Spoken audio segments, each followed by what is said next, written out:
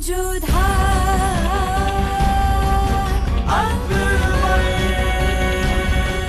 ये धारावाहिक किसी प्रकार की ऐतिहासिकता का दावा नहीं करता। तत्कालीन परिस्थितियों को दर्शाने के लिए आवश्यक और उचित नाटकीय रूपांतर किए गए हैं। ऐतिहासिक रूप से जोधाबाई के स्थान पर हरकाबाई, हीर कुंवर जैसे नाम इतिहास में प्रचलित हैं। ये धारावाहिक किसी भी सामाजिक परंपरा और पारिवारिक संबंधों का ऐतिहासिक दावा नहीं करता है। इसका उद्देश्य किसी भी समुदाय की भावनाओं को ठेस पहुंचाना नहीं है।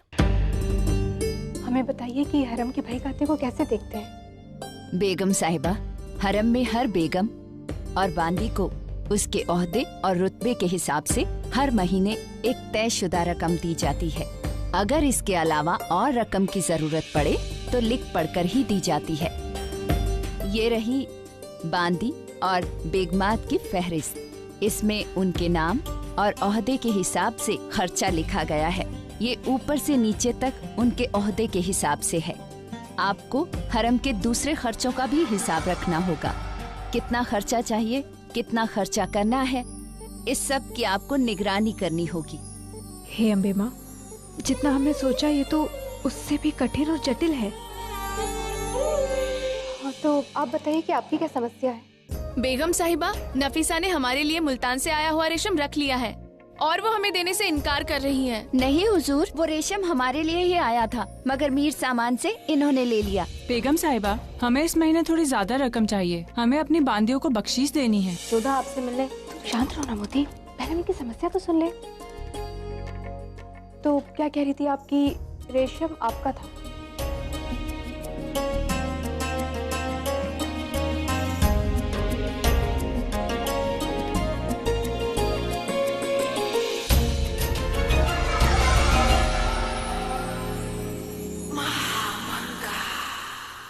बेगम जोधा कुछ ज्यादा ही मसरूफ है ना हरम के कामकाज में। लगता तो ऐसे ही बड़ी अम्मी। एक वक्त था जब बेगम रुकैया भी हरम का कामकाज संभालती थी। हमें याद नहीं कभी उस वक्त आपको बेगम से मिलने के लिए इंतजार करना पड़ा था, क्योंकि शहंशाह हर हाल में हरम के मुश्किलात से ऊपर है। कोई बात नहीं, बेगम जोधा नहीं है, हम अभी जाके उनको खबर कर देते हैं कि आप आए। अब नहीं बड़ी अम्मी, जरूरत नहीं है। हम नहीं चाहते हैं कि आप उन्हें बुलाएं। हम समझ सकते हैं कि जिम्मेदारियों को संभालते हुए आज उनका पहला दिन है। धीरे धीरे इन सब चीजों की आदत पड़ जाएगी उन्हें। और सच कहें तो बड़ी अम्मी, ये देखकर बहुत खुशी हुई हमें कि किसी और के भरोसे ना छोड़ते हुए अपना काम दिल से कर रही हैं। और हमें ऐसे लोग बहुत पसंद है जो अपनी जिम्मेदारी को इज्जत देते हैं। अब देखिए ना, इंतखाब जीतने के बाद उन्होंने कोई जश्न नहीं बनाया, सीधे अपने काम पर लग गई। इसलिए हम नहीं चाहते कि हम उन्हें उनके काम से छोड़कर यहाँ बुलाएं। और हम भी सच कहें जलाल, हम आपको भी धीरे धीरे बदलते देख रहे हैं। वक्त सब कुछ बदल देता है बड़ी अम्मी, इंसान को नई सबक सिखा देता है। चलिए हम लोग चलते हैं, हम जोधा बेगम से बाद में मुखातिब हो जाएंगे।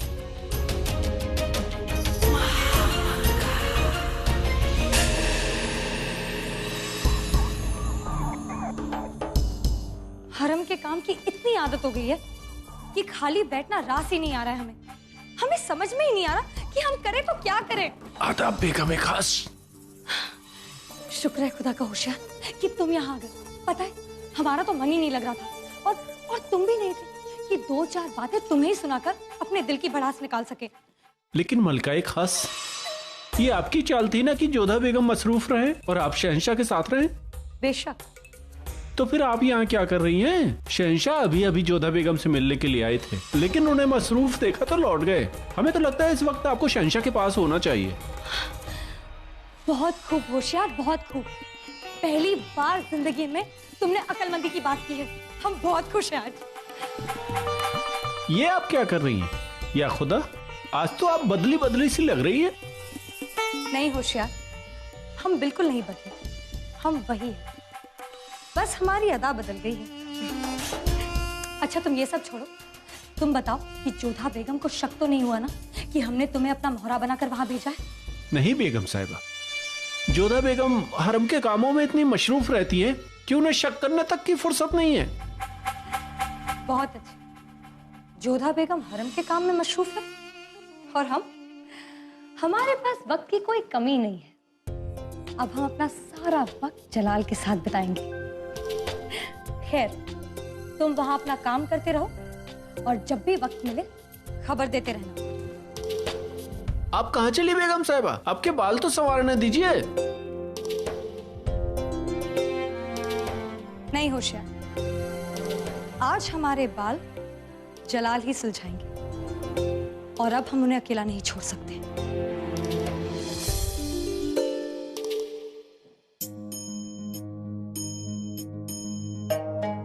आइए बेगम साहिबा, हमें मालूम था कि आप जरूर आएंगी।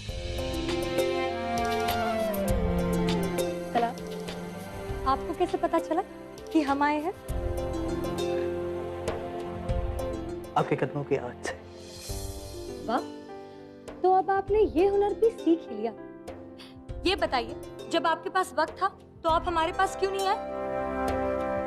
अब तो हमारे पास ना कोई काम है और ना कोई जिम्मेदारी। वो तो है। खैर, हम कल रात से एक बात सोच रहे थे कि आपने जोधा बेगम की तारीफ की क्यों की, आपने ऐसा क्यों किया? और अब हमें समझ में आ गया है कि आपने ऐसा क्यों किया। अच्छा, तो बताइए क्या वजह थी? आपने ऐसा इसलिए किया क्योंकि आपके पास वक्त हो सके और जोधा बेगम को काम से फुर्सत ही ना मिले, है ना? हमें बुरा लगा जलाल, ये जानकर कि आप हमारे बारे में ऐसा सोचते हैं।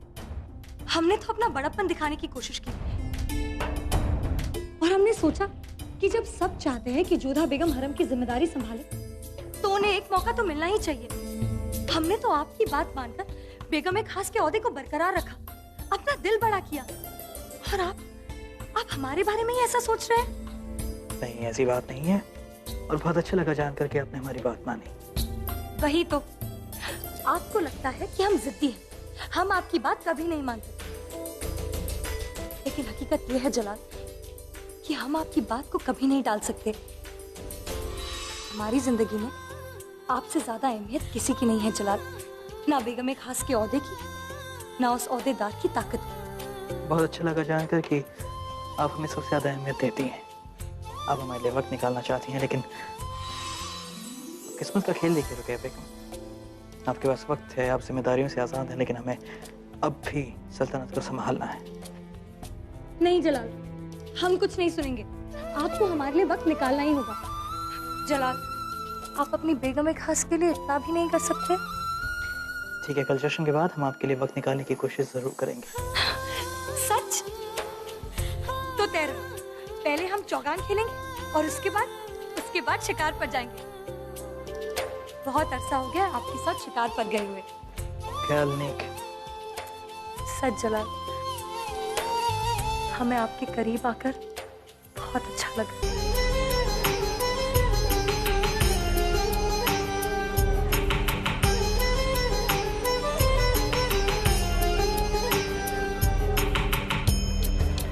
अब्दुल जी, काम जल्दी खत्म करो। जी हाँ। शहंशाह ने जश्न का ऐलान किया है, हर हाल में पहुंचना है। जी भाईजान, किस बात का जश्न हो रहा है? क्यों भाई, नींद से जागे हो? सारे आगरा को मालूम है। महीनों से सफर पर था, आज ही लौटा हूँ। तभी नहीं मालूम, शहंशाह ने इस बार खुला जश्न रखा है, पूरी आवाम को न्योता दिया है। शहंशाह खुद आवाम के बीच आकर जश्न मनाएंगे। ऐसा क्यों? जोधा बेगम ने शहंशाह की जहरीली दोशीजा से जान बचाई है, मगर खुद उन पर जहर चढ़ गया। शहंशाह ने पूरी आवाम के साथ मिलकर उनके लिए दुआ की थी, तब ऐलान किया था कि जब जोधा बेगम दुरुस्त होंगी तो सारे आवाम के साथ जश्न मनाएंगे। अरे अब्दुल, थोड़ा जल्दी करो। हाँ हाँ हाँ। हम प्रसन्न हैं जोधा कि तुम्हें यहाँ इतना प्रेम मिल रहा है। अब इससे पहले कि हमें कोई पहचान ले, हमें निकल जाना चाहिए यहाँ से।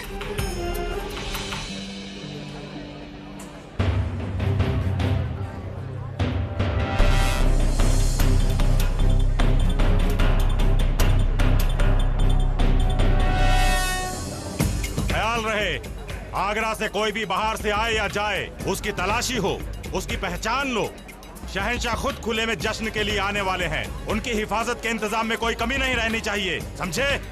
जाओ।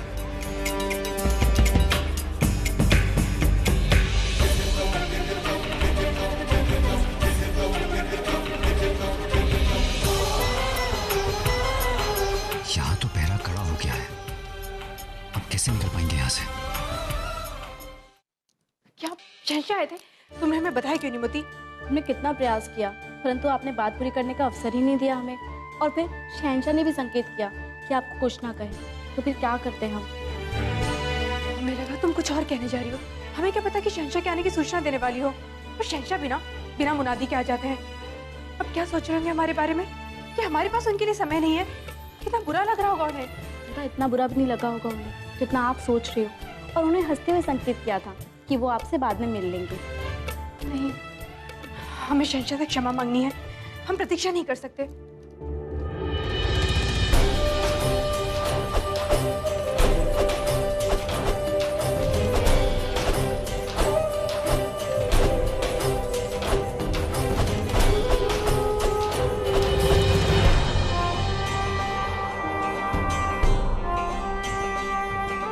माफ कीजिएगा,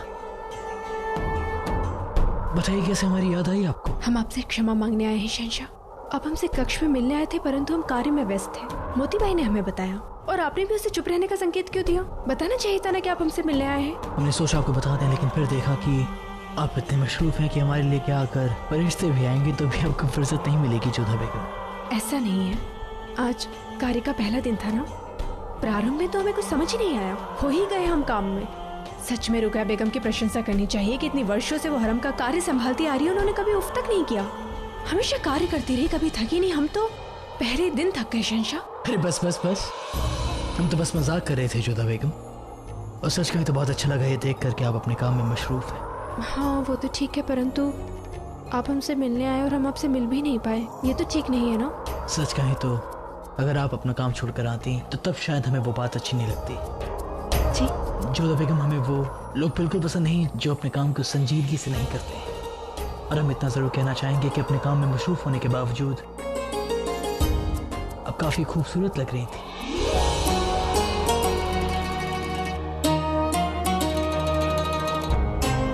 दीवाने खास में आप बिल्कुल भिन्न हो जाते हैं। हाँ, क्योंकि वहाँ हम शहंशाह हैं जोधा बेगम और यहाँ हम आपके दोस्त और आपके शौहर भी हैं।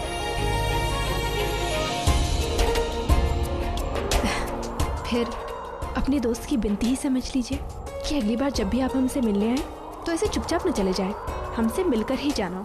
हम हरगिज़ कोशिश करेंगे जोधा बेगम, लेकिन शायद हमारा दिल इजाजत नहीं देगा कि हम आपके काम में खलल दें। क्या कहा आपने? दिल? परंतु हमें तो बताया गया था कि शहंशाह के पास हृदय है ही नहीं। जोधा बेगम, हम इस बात का बाद में फैसला करेंगे कि हमारे पास दिल है या नहीं। फिलहाल आपके पास बहुत सारी जिम्मेदारियां हैं और आपको बहुत सारे काम करने हैं, तो बेहतर होगा जाके आप अपना काम करें। जी।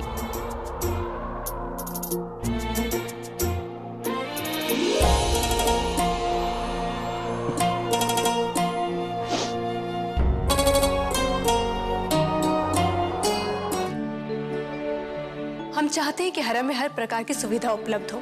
आप हरम के बाकी पदाधिकारियों से मिलिए और बातें कीजिए। यदि कोई भी समस्या है तो हमें सूचित कीजिए। और हाँ, जो काम व्यवस्थित ढंग से चल रहे हैं उसे छिड़ा ना जाए, और जहाँ कहीं पे भी कोताही बरती जा रही है आप उसे तुरंत ठीक कीजिए। चलो यहाँ, चलो। आदाब जोधा बेगम। आदाब जोधा बेगम। क्या बात है, ये रो क्यों रही है? हुजूर, इस बांदी को हरम की साफ सफाई का काम दिया गया था, लेकिन ये काम चोरी दिखाई और आराम फरमा रही थी। जब हमने इन्हें टोका तो ये बीमारी का बहाना बनाने लगी। हुजूर, माफ कर दीजिए जोधा बेगम, मुझसे गलती हो गई। तबीयत ठीक नहीं थी इसलिए मैं काम पर नहीं आ पाई। मुझे सजा मत दीजिएगा बेगम साहिबा। ये झूठ बोल रही है हुजूर, इसे सजा दीजिए। ये काम चोरी दिखा रही थी और काम से बचना चाहती है। अगर इसे सजा नहीं दी गई तो हरम की बाकी बांदियां भी इसी के नक्शो कदम पर चलना शुरू कर देंगी। हुजूर,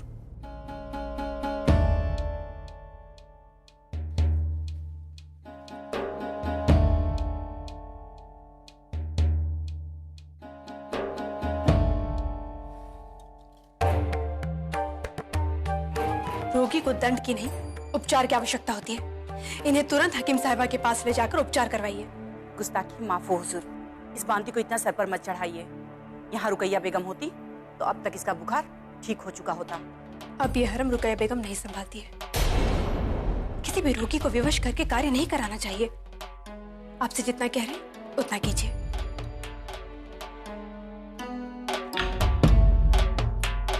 गुलामों के साथ हमेशा ऐसा ही होता है बेगम साहब। मरने की हद तक उनसे काम कराया जाता है और उसके बाद उनकी जगह कोई दूसरा आ जाता है।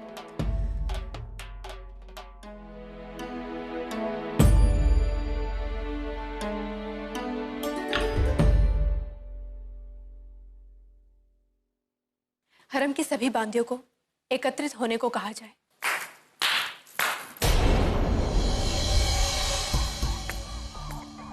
वाह जोधा बेगम, बहुत खूब।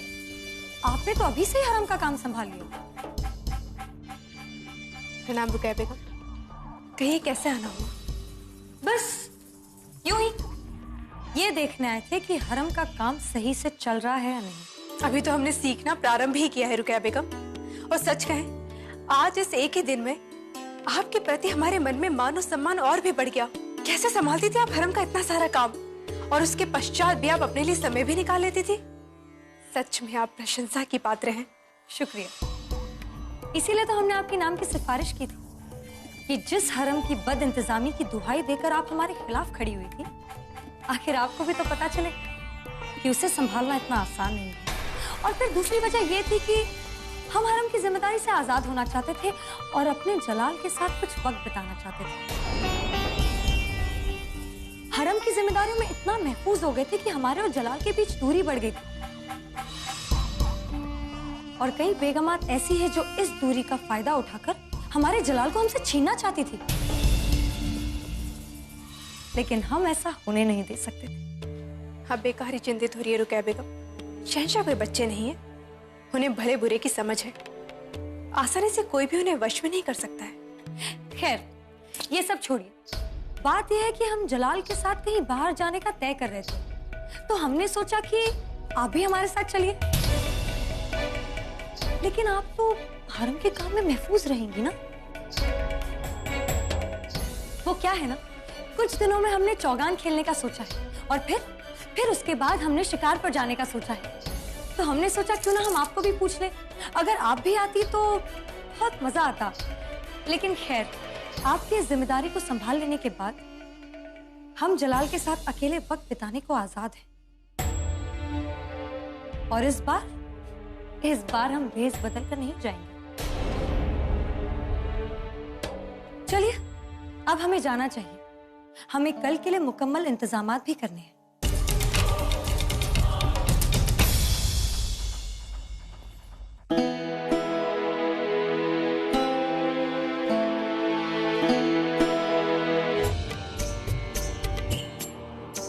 आदाब जोधा बेगम। बेगम साहिबा, आपके हुक्म के मुताबिक ज्यादातर बांदियां आपकी खिदमत में पेश हैं।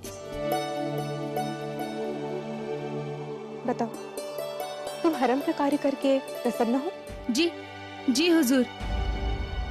जोधा बेगम दिन रात काम में लगी रहती है बांदियां, ना तो कभी आराम मिलता है ना ही कभी कोई छुट्टी।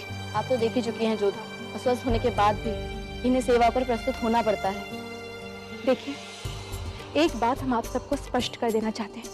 किसी शक्ति के लक्ष्य से हमने हरम का कार्यभार नहीं संभाला है। हमने एक कार्य लिया है ताकि हम हरम के सदस्यों को संतोष का अनुभव करा सकें। और कोई भी मनुष्य अपने जीवन में तभी संतुष्ट होता है जब वो स्वेच्छा से कार्य करे, विवशता से नहीं। माफ कीजिए बेगम साहिबा, पर ये सब जर खरीद गुलाम हैं। इन्हें तो अपनी जिंदगी जीने का भी हक नहीं। हरम की खिदमत करते हुए अपनी जिंदगी बिताना, यही इनकी खुशकिस्मती है और यही हरम का कायदा भी था। परंतु अब नहीं। आप में से जो कोई जो हरम में कार्य नहीं करना चाहता है और स्वेच्छा से कार्य नहीं कर रहा हो और जिसे वापस अपने जीवन में लौटने की इच्छा है, हम उसकी इच्छा का सम्मान करेंगे और आपको ऐसा करने की अनुमति है। तो बोलिए, आप में से कौन है जो हरम को छोड़ना चाहता है? बेगम जोधा, ये सल्तनत के कायदे के खिलाफ है। बरसों से गुलाम मुगल सल्तनत की खिदमत करते आ रहे हैं। परंतु अब नहीं करेंगे। ये सेवक है, दास नहीं। ये तय करना आपका हक नहीं है। गुलामों का आजाद करना आपके अख्तियार में नहीं आता। परंतु हमें जहाँ तक पता है, मुगल सल्तनत में दास प्रथा का कोई स्थान ही नहीं है।